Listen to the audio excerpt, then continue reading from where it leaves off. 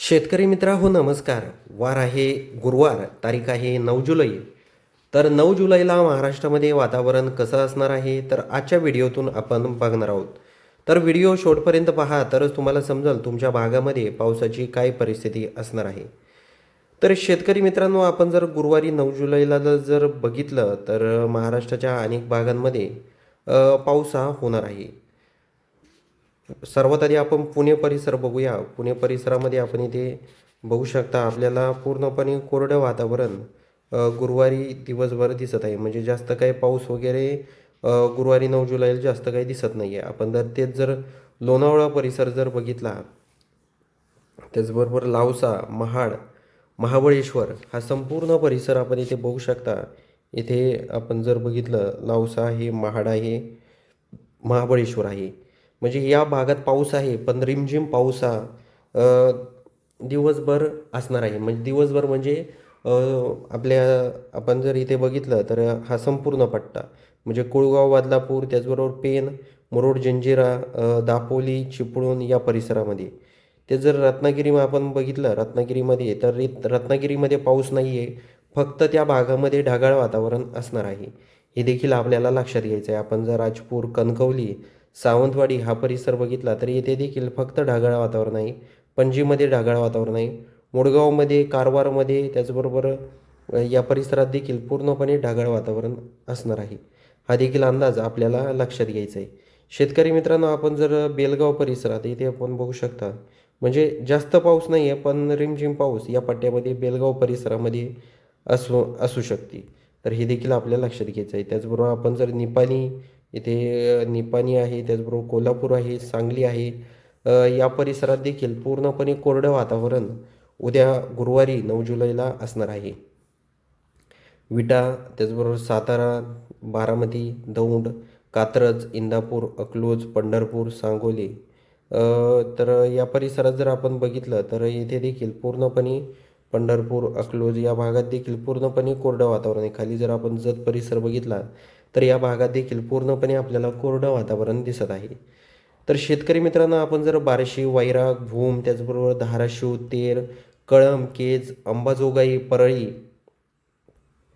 परळी, अंबाजोगाई, केज, कळंब, तेर, Dharashiv, Tuljapur, LoRa, त्याचबरोबर औसा, लातूर हा संपूर्ण परिसर जर बघितला तर या भागामध्ये पूर्णपणे आपल्याला कोरडं वातावरण दिसत आहे. तर हे देखील आपल्याला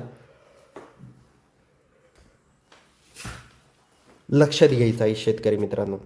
आपण जर बघितलं माजलगाव, त्याचबरोबर शेलू, परतूर, मंठा, त्याचबरोबर लोणार, चिखली, जाफराबाद, जालना, भोकरदन, त्याचबरोबर शेवगाव, जामनेर, जळगाव, भुसावर, यवत, रावेर, बुऱ्हाणपूर, बोदवड, मालकापूर हा संपूर्ण परिसर जर बघितला तर या भागामध्ये देखील पावसाने उघड दिलेली आहे. म्हणजेच पाऊस हा थांबलेला आहे.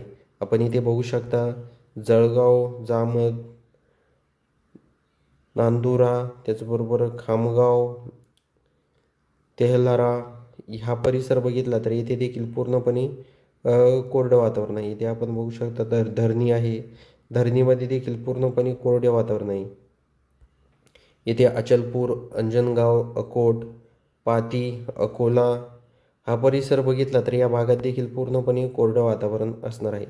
त्याचबरोबर आपण जर अचलपूर, अमरावती, त्याचबरोबर चंदुरा, त्याचबरोबर नेर हा जर परिसर बघितला तर येथे देखील म्हणजे आपण जर बघितलं तर 2-4 दिवसापासून महाराष्ट्राच्या अनेक भागांमध्ये मुसळधार पाऊस हा होतच आहे. पण आता जर आपण बघितलं तर इथून पुढं पाऊस हा किती दिवस म्हणजे मोठा गॅप देण्याची देखील शक्यता आहे. म्हणजे खूप दिवस पाऊस देखील काही भागात होणार नाही आहे.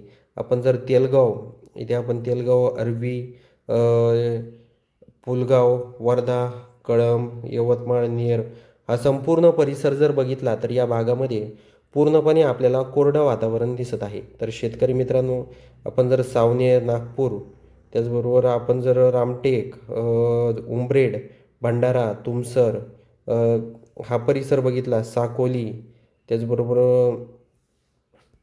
अ, आमगाव, गोंदिया हा परिसर बघितला तर या भागात देखील पूर्णपणे आपल्याला कोरडं वातावरण दिसत आहे. इथं गडचिरोलीमध्ये देखील पूर्णपणे कोरडं वातावरण आहे. तर सर्व शेतकऱ्यांनी याची नोंद घ्यायची आहे. आपण आता इथे बघूया वाशिम, हिंगोली हा परिसर बघूया. इथे आपण बघू शकता इथे मेहकर आहे, वाशिम आहे, हिंगोली आहे, जिंतूर आहे, परभणी आहे, नांदेड, पुसद, उमरखेड हा जर संपूर्ण परिसर जर बघितला तर या भागामध्ये पूर्णपणे कोरडं वातावरण आहे शेतकरी मित्रांनो. त्याचबरोबर आपण इथे बघू शकतो भोकरदन आहे, जालना आहे, अंबड आहे, परतूर आहे, चिखली आहे, छत्रपती संभाजीनगर, पैठण, शेवगाव परिसर या भागात देखील पूर्णपणे कोरडं वातावरण आहे. म्हणजे महाराष्ट्राचे अनेक जर आपण जिल्हे, तालुके, गावं बघितले तर महाराष्ट्राच्या अनेक भागांमध्ये कोरडं वातावरण आपल्याला दिसत आहे. आपण आता इथे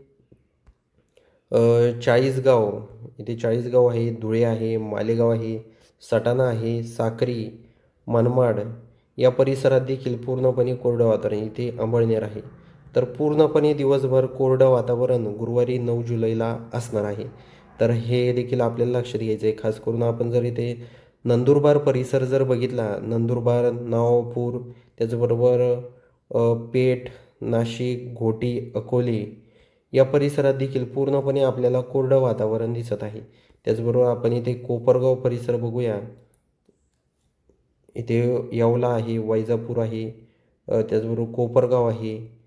इथे आपण बघू शकता लोणी, त्याचबरोबर श्रीरामपूर, राहुरी, घोडेगाव, ढवळपुरी, त्याचबरोबर खाली अहिल्यानगर परिसर आहे.